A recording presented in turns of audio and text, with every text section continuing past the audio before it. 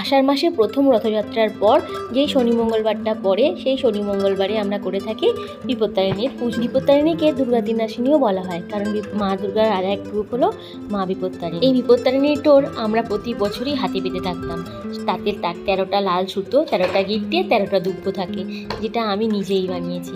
আর 13 রকমের ফুল, যেটা চাইলে হয়তো আমি পারতাম, কিন্তু আমার অত মনে ছিল না। আমার সোসাইটিতে অনেক রকমের ফুল গাছ আছে, সবার কাছ থেকে যদি একটা করে জবা ফুল তুলে না আনতাম তাহলে কিন্তু 13 রকমের হয়ে যায়। আসলে ভিন রাজ্যে 13 রকম ফল পাবো কিনা সেই ভয়েই ছিলাম। যখন 13 রকম ফল পেয়ে গেছি ভাবলাম বাকিটা জোগাড় করে নেবো। আর এই ছোটো খুদে বাচ্চাকে নিয়ে সব কিছু জোগাড় করাটা ভীষণ অসম্ভব। ছোটোবেলা থেকেই মাকে এই বিপত্তারিণী পুজো করতে দেখতাম, তারপরে দিদিকে দেখেছি। কারণ এই দিনই আমি অপেক্ষায় থাকতাম মা কখন পুজো দিয়ে আসবে, হাতে লাল সুতোর ডোর পরে স্কুলে যাব, আর স্কুল থেকে ফিরে এসে মায়ের সাথে 13টা লুচি খাবো। আর বিয়ের পর থেকে বিপত্তারিণীর উপোস আমি করে থাকতাম, কিন্তু কালীঘাটে গিয়ে দিদি আর মা দুজন মিলে পুজো দিত, সাথে আমার নামেও দিয়ে আসতো। তবে এবছর আমার মায়ের ইচ্ছায় আমার বাড়িতে মা বিপত্তারিণীর পুজো করছি। এটাকে নিয়ে আর পুজো, এই ছোটটা ভীষণ বিরক্ত করছে, পুজো তো দিতেই দিচ্ছে না। যেটা বলছিলাম, আমরা যা যা উপোস করে থাকি আগের দিনই মা ফোন করে বলে দেয় কাল কিন্তু এটা আছে, এইভাবে করে নিস। তো ঠিক সেরকমই বিপত্তারিণীর পুজোর আগের দিনই মা ফোন করে বলল, তোর বাড়িতে বিপত্তারিণীর মূর্তি রয়েছে, আমি দেখে এসেছি, তুই ঠাকুরকে যেটুকু জোগাড় করতে পারিস করে দিবি, আর এদিকে দিদির কাছে তোর পুজোটা দিয়ে দেবো। তো মা যখন চেয়েছে আর এক মায়ের পুজো আমার বাড়িতে হোক, ব্যাস আমিও করে নিয়েছি। প্রথমবার আমার সংসারে মা বিপত্তারিণী পুজো করতে পেরে আমি তো বেশ খুশি হয়েছি। আজ টোটন ছিল বলে হয়তো একটু সহজ হয়েছে, না হলে আরও বেশি কষ্টকর হতো, কারণ টুইঙ্কেলের বদমাইশির তো শেষ থাকছেই না। কি করবি, কি হয়েছে? তো তুমি তো নাম করেছো, এবার ঠাকুর নাম করো, তারপর আবার তুমি করবে। কি খাবে? দেখো এই ছোট বাচ্চা নিয়ে কি পুজো করা সম্ভব? ঠাকুরকে খেতে দিচ্ছে তো সব নাকি ও খাবে। মা একটু ঠাকুরের পুজোটা দিয়ে নি মা।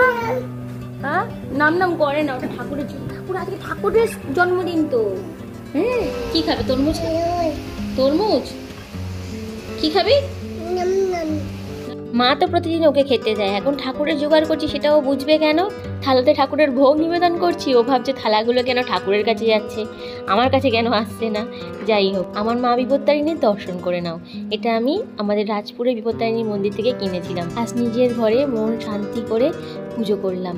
খুব খুশি হয়েছি মায়ের পুজো করতে পেরে।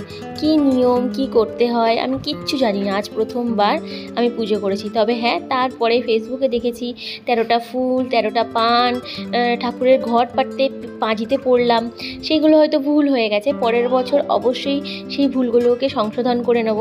তবে এবছর যাতে মা সন্তুষ্ট হয়, মন থেকে মায়ের পুজো করেছি, আশা করি মাও খুব খুশি হয়েছেন। আমি এইটুকু জানি, ঠাকুরের ইচ্ছা ছাড়া কোনো কিছুই করা সম্ভব না। আজ ওনার ইচ্ছায় আমি এইটুকুই হয়তো করতে পেরেছি, পরের বছর যদি ওনার ইচ্ছা থাকে আমি আরও ভালোভাবে করতে পারবো।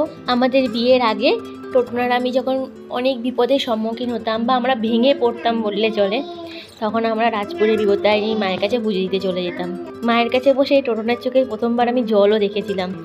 আজ সেখান থেকেই মাকে আমরা খুব মানি। আজ আমরা ভগবানের আশীর্বাদে অনেক ভালো আছি। আগামী দিনগুলো যেন আরও অনেক ভালোভাবে কাটাতে পারি। যতই ঝড় আসুক না কেন, দুজন মিলে এরকমভাবে থেকেই যেন সেই ঝড়গুলোকে পার করতে পারি। ঠাকুরের কাছে এটুকুই চাইবো। যেরকম আমি এখন পুজো করছি, আমার পিছনে কিন্তু টোটন সমানে পরিশ্রম করে যাচ্ছে, যাতে ঠাকুরের পুজোটা আমি ভালোভাবে করতে পারি। ব্যাস এটুকুই চাই, দুজন মিলে যেন অনেকটা পথ এগিয়ে যেতে পারি।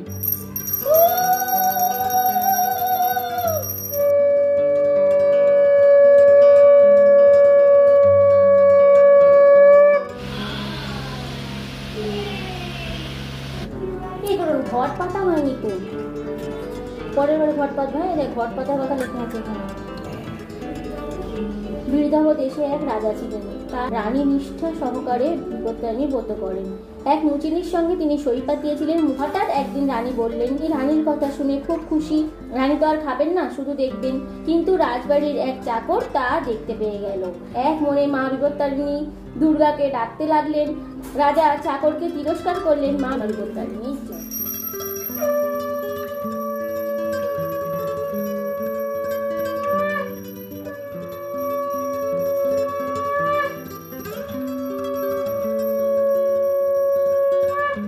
আজ নিজের সংসারে মায়ের পুজো করতে পেরেছি।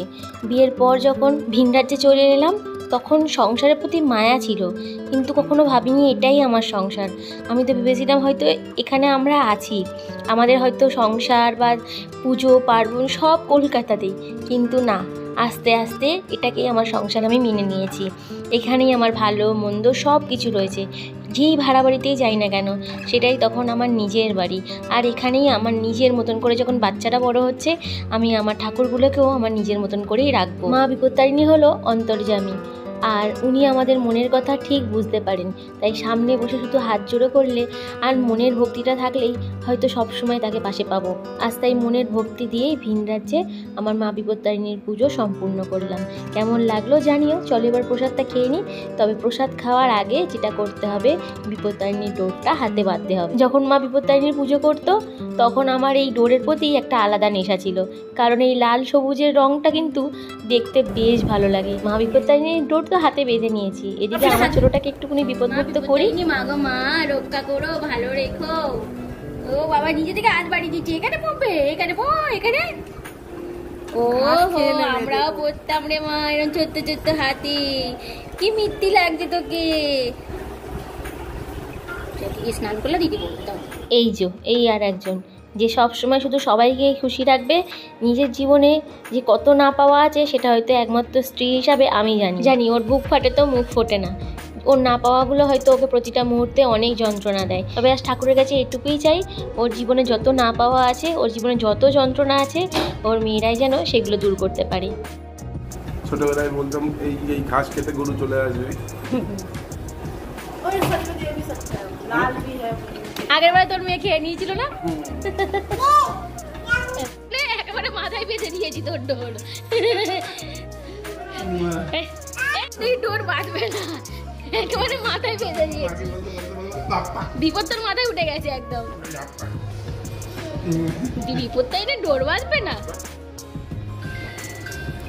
ভিন রাজ্যে আমরা চারজন বেশ ভালোই কাটাচ্ছি ঠাকুরের আশীর্বাদে। আগামী দিন যেন ঠাকুরের আশীর্বাদ এইভাবেই আমাদের সাথে থাকে। আজকের এই বিপত্তারিণীর পুজোর ভিডিও তোমাদের সাথে শেয়ার করলাম। যদি ভালো লেগে থাকে লাইক করে দিও, আর নতুন ভিডিও নিয়ে আবার খুব তাড়াতাড়ি ফিরে আসছি। এখন তবে আসি, টাটা।